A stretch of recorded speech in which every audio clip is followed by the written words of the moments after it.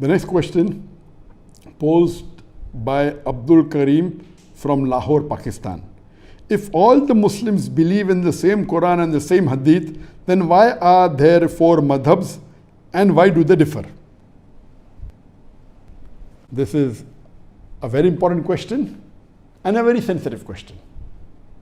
The brother posed the question that if the Muslims believe in the same Quran and believe in the same Hadith, then why are there four madhabs and why do they differ? I do agree that as far as the Ahl Sunnah wal Jamaat is concerned, major chunk of the Muslims, all of us believe in the same Quran, we believe in the same Hadith, we believe after the Quran is the Bukhari, the most important, then Sahih Muslim is there, then you follow the Kutub al-Sitta, that Abu Dawud, Tirmidhi, then Ibn Majah, Sunan Nasai. These four are the main collection of the Kutub al-Sitta, and there's unanimous agreement between this, the Quran, and the Kutub al-Sitta. Number one, after the Quran is Bukhari, then Muslim, and then the other four books of Hadith. Regarding a question, that why are there four madhabs and why do they differ? As far as the four popular madhab that we have today, and we follow the four Imams, that is Imam Abu Hanifa, Imam Malik, Imam Shafi, and Imam Ahmad ibn Hanbal. May Allah have mercy on them all. I love all these four Imams, I respect them all, and I really pray for all of them. May Allah subhanahu wa ta'ala grant them mercy, and may Allah put all of them in Jannat al-Firdaus al-A'la.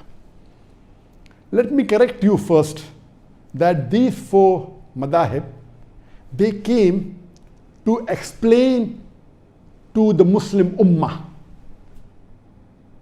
Islam in detail. Let me tell you that they don't differ always. They differ rarely. More than 90 to 95%, all the four madhab are the same. They may differ in some issues, maybe minor issues. As far as the major issues are concerned, about Salah, we have to pray 5 times, regarding Zakat, regarding Hajj, all these four madhab, they are same. In the minute aspects of Salah or if Hajj, they may differ here and there, but they are minute differences. It's not a major difference at all. It is not worth fighting over it. So let me tell you that 90 to 95% of all these four madhab are the same exactly. They may differ in small issues and very few. All these four Aimmas, they said that if you find any of my fatwa, any of my verdict, which goes against Allah and His Rasul, which goes against Quran and Sahih Hadith, then you throw my fatwa on the wall. So all these four Aimmas, they were great scholars, and they came to explain the deen to us. Regarding why do they differ if we follow the same Quran and the same Hadith, is a very important question, and this question troubled me for many years. Alhamdulillah, Allah has blessed me that I have met many scholars from all these four madhab, and I interacted with many of them many hours, and I spent time with them, and I posed the same question, why do they differ? And the replies they gave was there, some less satisfying, some more satisfying, but there's no convincing replies for the masses. And alhamdulillah, summa alhamdulillah, after meeting these scholars from all these four madhab, my vision of Islam and the differences, alhamdulillah, expanded a lot. Allah clearly mentioned in the Quran in Surah Imran chapter 3 verse number 103, وَاتَصِمُوا بِحَبْلِ اللَّهِ جَمِيعًا وَلَا تَفَرَّقُوا. Hold to the rope of Allah strongly and be not divided. We Muslims are supposed to hold to the rope of Allah, that the glorious Quran and the Sahih Hadith. And all, it's ijma. All the Ahl Sunnah wal Jamaat, the Muslims, we believe in the Quran and the Sahih Hadith, then why are the differences? To explain to a common man, I will give you some examples, and always believe in explaining people by giving examples which they understand. I would like to ask a simple question to the people who know English. What is the spelling of the word color? Can you guess? Give the reply. You can give the reply on the WhatsApp, you can give the reply on the Facebook, you can give the reply on the YouTube. What is the spelling of color? I'm not getting any reply. What is the spelling of color?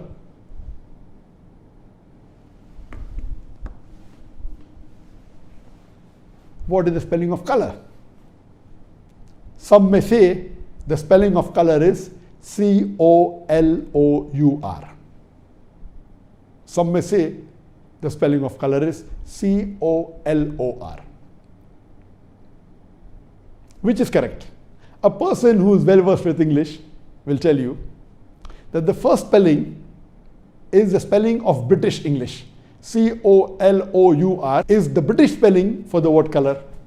C-O-L-O-R is the American spelling for the word color.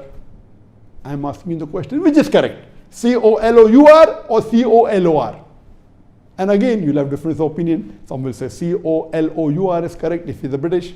Some will say C-O-L-O-R if he's an American. Some will say both are correct. But even if they differ, you never find them fighting over this issue. They may differ. A Britisher will say C-O-L-O-U-R is correct. I'm an Indian. We were ruled by the Britishers, and quite a large portion of the world was ruled by the Britishers. So all those who were ruled by the Britishers and we were British colonies, we will follow British English and we'll say the spelling of color is C-O-L-O-U-R. The American will say C-O-L-O-R. We agree to both. A Britisher would prefer C-O-L-O-U-R, but if someone says C-O-L-O-R, fine. We agree to differ. Same with the American, he will say C-O-L-O-R, but he agrees. He believes that is better, but he agrees with C-O-L-O-U-R also. Similarly, this is just an example I've given you. How do you pronounce O-F-T-E-N? How do you pronounce O-F-T-E-N? Some will say often, some will say often. Previously it was often, then it became often. Now new people are saying no, often is correct. T is not silent, it should be pronounced. Some say T is silent, and then there's a big debate for that. But we realize that both are correct in their own ways. Similarly, these schools of thought, four that we have, actually there were many tens and hundreds of imams and scholars. These four, Imam Abu Hanifa, Imam Malik, Imam Shafi, Imam Ahmad ibn Hanbal, may Allah have mercy on them all. May Allah grant them Jannat al-Firdaus to all. They were more popular, or maybe their students made them popular. There were many other imams, many other sheikhs, many other scholars. But these four, their teachings became more popular. Maybe the students made it more popular. And that's how we have these four major madhabs. But all these four great scholars and four aimmas, they never came to bring a division in the Muslim Ummah. They explained their point of view. Because if it's very clear cut in the Quran, there is no problem at all. If it's clear cut in the Hadith, the difference comes when there is a difference of opinion. Now, why is there a difference of opinion? I will discuss that. Previously, I used to think, okay, fine, maybe the difference is in the Hadith. Some people say Sahih Hadith, some people Zaif Hadith. That is the difference. That is not the real answer. That may be in some cases.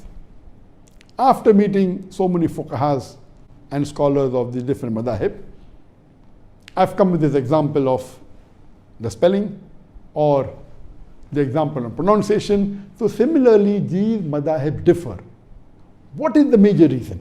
According to my study, there is usul fiqh, that in areas where it is not very clear cut, Quran says alcohol is haram, there is no fiqh in it. Allah says haram, it's haram.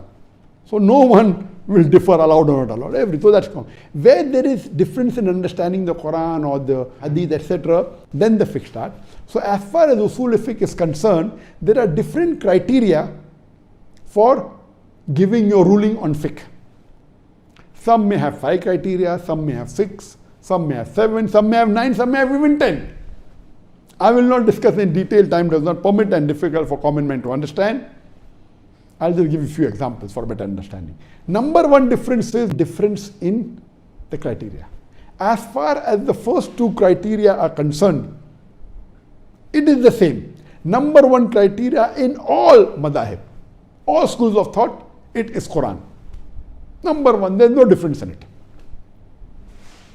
Number 2 is the mutawatir hadith. All the schools of thought believe that number 2 criteria for fiqh is the mutawatir hadith. What is the mutawatir hadith? There are various different classifications of hadith. One of the classifications is depending upon the narrators, the chain of narrators.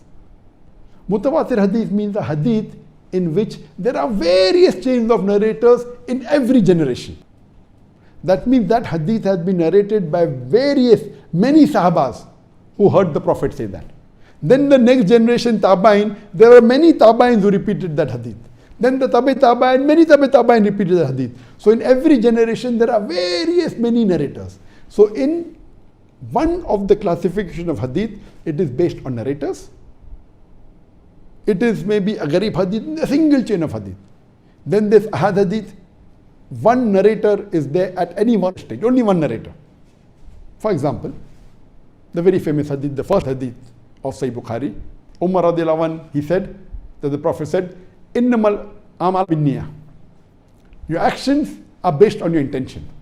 All you find this hadith in Bukhari, in Muslim, in various books of hadith, but there's only one Sahaba who narrated it. So if any of the stages, where the stage of Sahaba or the Tabain or Tabain, any of the stages of narration, if any of the stages have only one narrator comment in all the hadith, it becomes Ahad hadith. So there are various chain of narrators, but all the narrators end to Umar radiallahu anh, and then Umar radiallahu anh narrated what the Prophet said. So it becomes the Ahad hadith. It may be a mashhur hadith, there may be 2 or 3 narrators, and it keeps on various categories. The highest category is mutawatir. That means several narrators at every stage. That means every stage have many narrators. Number is not fixed, there has to be more than 4 or 5. Every stage. Some are 20, some are 30 at every stage. So number 1 is the Quran. Number 2 is the mutawatir hadith. All the schools of thought agree that the number 2 highest category of evidence after the Quran is the mutawatir hadith.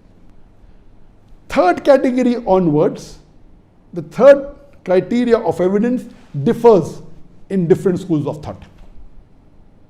Some have 5 criteria, some have 6, some have 7, some have 10 criteria. In some schools of thought, the third criteria, highest criteria of evidence is even Ahad hadith.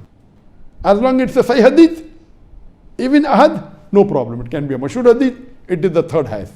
In some school of thought, no. The third after the mutawatir hadith is the urf, is the custom.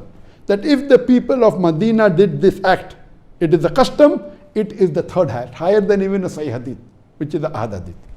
Some will say no, it is qiyas, analogy. So different schools of thought have different criteria in order. First 2 is the same, the third may be a Sahih Ahad hadith, some may say no, urf, the custom, some may say qiyas, analogy. Other group, the fourth becomes Ahad hadith, the fourth becomes custom in some schools of thought. So from the third onward, it differs. So based on this difference, some may prefer custom as a higher. So if it is not there in the Quran, if it is not there mutawatir hadith, it is an Ahad hadith. So this school of thought is Ahad hadith. The other says it is in Ahad hadith, but it is not there in the urf. So I will not believe, I will give urf more importance, custom more importance. So the differences arise in what you give more importance to. Do you give importance more to urf, the custom? Do you give more importance to qiyas, analogy? Or do you give more importance to Ahad hadith? From third level, it keeps on differing in different schools of thought. So because of that, what you give more importance to differs. That's how the ruling differs. But all these rulings are minor. What we have to understand, that we have to respect the ruling of all the 4 schools of thought. Because all the 4 schools of thought are based on Quran, they are based on hadith, but the level of importance may differ. Some schools of thought say, they may have a criteria. If you're talking about salah, it should be a mutawatir hadith. Because salah, the Prophet prayed in public, almost all the sahabas saw him. So if you give about salah, Ahad hadith, though it is sahih, I will not follow. If it is salah, it has to be evidence for mutawatir hadith, otherwise I will not follow. That is their thinking. You may agree, you may not agree. You may say no, it's Ahad hadith, one Sahaba reported it, it is sufficient for me. It's a Sahih hadith, fulfills the criteria of Sahih, it is sufficient for me. Other school of thought say no, if it's other matter, I will believe in Ahad hadith. But salah, such an important thing, Prophet prayed every day, 5 times a day, it should be a mutawatir hadith. Difference of opinion. So how do you differ? So the third and the fourth and the fifth level of criteria after the first two differ. This is the reason why the major difference is there in the four schools of thought. It may be difficult for people to understand. Number two, the difference may also be that you may differ that whether it's a Sahih Hadith or not. Some may say it's a Hasan Hadith. Hasan Hadith is the lowest level of Sahih Hadith. Some will say no, it is a Daif Hadith. So Daif Hadith is not a Hujjah, is not an evidence for saying something is fard or something is haram. It may have other values. So the muhaddithin may differ, and when they differ in minute. Some may say Hasan, some may say Zaif. Hasan is the lowest category of Sahih. Classifying hadith on the basis of whether it is Sahih, Zaif or Mawzu is another classification. Sahih Hadith itself, there are 10 types of Sahih Hadith. Then comes Zaif, then comes Mawdu. Time will not permit to go into details.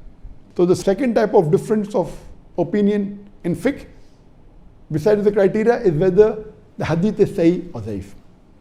Few. Third, may be difference in understanding the hadith. For example, the hadith of the Prophet ﷺ, that after ruku, the Prophet stood and he kept his hands where they were. So some schools of thought, I'm not mentioning the names purposely, some schools of thought say the Prophet kept his hand on his chest. Before he went to ruku, the hands were on the chest. So after ruku, when they get up, they keep the hand on the chest. The other Aimma say no. Before starting the salah, where were the hands? The hands were at the side. So when they get up from ruku, they keep the hands on the sides. So here you understand that the difference is because understanding the hadith. All of them agree that the hadith is sahih, but one fuqaha agrees this hadith refers to where were the hands before going to ruku. The other fuqahas agree that it was before starting salah. So difference in interpreting the hadith. So one is because of criteria, which is the major difference. Number two is that difference in whether it's a sahih or zaif. Number three, in understanding the hadith. Similarly, there can be a difference in understanding the Quranic verse also. For example, the verse of the Quran says that when a woman touches, your wudu breaks. So one fuqaha agrees that physical touch breaks the wudu. The Arabic word is masa, coming from the word lamasa. Lamasa has got two meanings in Arabic. One means a sexual touch, one means a physical touch. So one fuqaha takes it as a physical touch and says physical touch breaks the wudu. The other fuqaha says no, it means sexual touch, so physical touch does not break a wudu. So the differences are there in understanding the meaning of the verse of the Quran. So because of these differences, whether it be difference in criteria, whether it be difference in whether it's Sahih or Zaif hadith, whether it's a difference in understanding the hadith, whether the difference in understanding the verse of the Quran, because of this, the differences are there, and these differences are minor. We should not fight over it. What we find today, that because of these issues, there are some people who just study for a few months or few years, and they start saying that, okay, my fiqh is the best and is the only right one, which is wrong. All these were great fuqahas. We love them all, we respect them all. Even they among themselves, when they differed, they respected. They agreed with the other view. What they said, my view I think is afzal. It is better. That doesn't mean you are wrong. But today, most of them, you are wrong, I'm right. What I say, even I am right. To say I am only right is a big problem. Or you can say, I think this is afzal, this is better. That you can say. But today what we have, no, I am only right, you are wrong. Because of that, there is tension and there is fighting. We Muslims should be united. These are petty issues. The differences are going to be there. There were differences in the Sahabas. We should not fight over it, and we should agree that we agree to disagree. We should not fight over it. And all these issues are not on the major issues, they are minor issues. So I request the Muslim Ummah that we should be united, and we should respect these Aimmas, and we should respect the scholars, and see to it that we follow the Quran and Sahih Hadith as close as possible. Hope that answers the question.